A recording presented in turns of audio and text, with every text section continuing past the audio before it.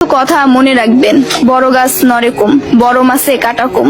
জ্ঞানী লোকের কথা কম, সৎ লোকের সংখ্যা কম। গুণী লোকের কদর কম, রাগী লোকের ধৈর্য কম। নিষ্ঠুর লোকের মায়া কম, শিশুদের হিংসা কম।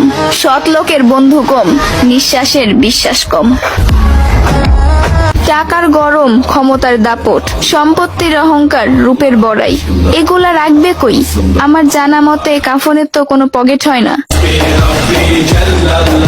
একদিন আফসোস করবেন, জীবন শেষ হয়ে গেল কিন্তু কোনো নেক কাজ করা হলো না। আজ শরীরে শক্তি আছে কিন্তু ইবাদত করার ইচ্ছা নাই। এমন একদিন আসবে সামনে, ইবাদত করার ইচ্ছা হবে কিন্তু শরীরে কোনো শক্তি থাকবে না, একটা সেজদা দেওয়ার ক্ষমতা থাকবে না। এখনো সময় আছে, তওবা করে ফিরে আসুন।